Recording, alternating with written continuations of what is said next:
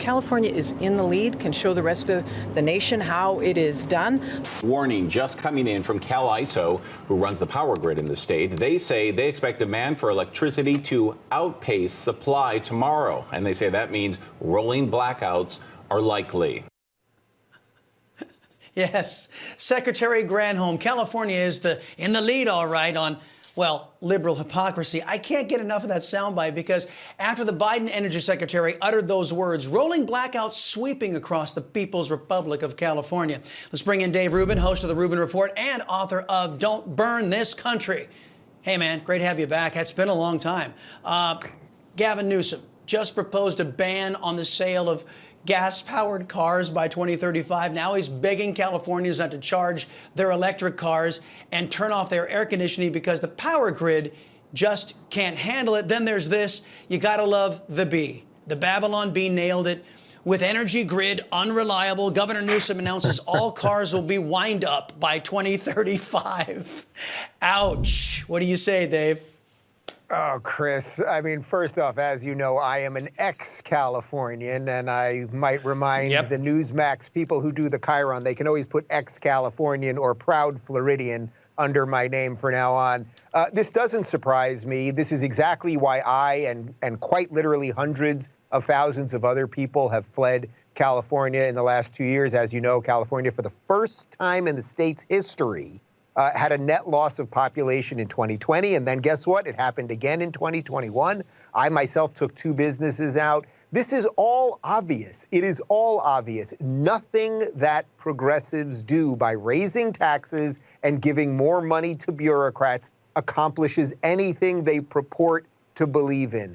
It was fairly obvious that there were going to be blackouts. It's fairly obvious that the homeless crisis will continue, that the drug stuff will continue, that the education system there will continue to collapse, et cetera, et cetera. But the people seem to want more of it. Let's not forget, Chris, we're only a year off. I believe it was a year next week that recall happened. And the recall was a massive win for Gavin Newsom. So the people are getting exactly what they want. And until enough people either flee and the rest of us just start ignoring California altogether, or they actually rise up against this guy, this is just going to continue. But no one should be surprised. And by the way, Chris, you know, he put out this video where he was in, you saw he's in that fleece, right? So he's in his house. He's obviously got the AC blowing because he's in his sweatshirt.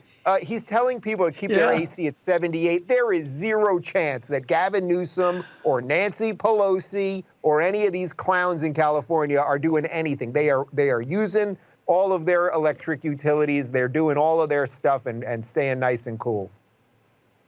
Well, and I, too, am a refugee from the People's Republic of California. I was born and raised in San Diego. I'll never go back. And a lot of people, as you state, are leaving because of everything they're talking about. They're number one in blackouts. They're number one in illegal aliens streaming across the border. They're number one in taxation and high cost of living. Oh, great for the business card.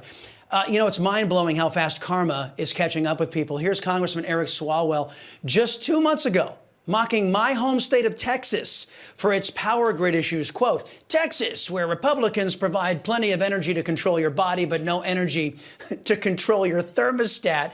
But here he is yesterday. Quote, it's time to rally, California. We all need to do our part to avoid power outages this week. You know, Rush Limbaugh always said that hypocrisy never attaches to leftists. My question to you, Dave, is why? Well, look, if it wasn't for double standards, they would have no standards. I believe that was Ronald Reagan.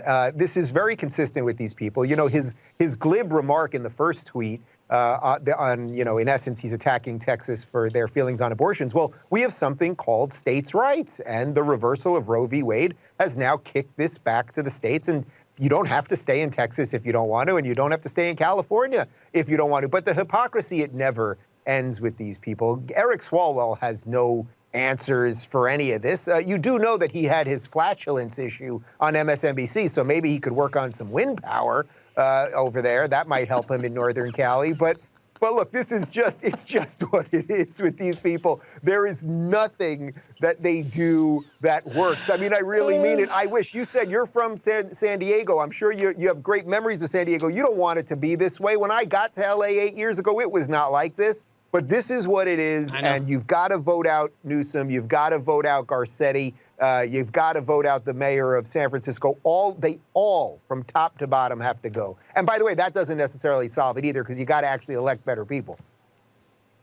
Right, and you've actually got to follow the rule of law and follow the Constitution. And that's, again, we could go into a lot of problems with the Democrats out in California, but the National Party reflects that as well. I want you to have a listen to Democrat Jamie Raskin. He says that election deniers are fascists. Listen.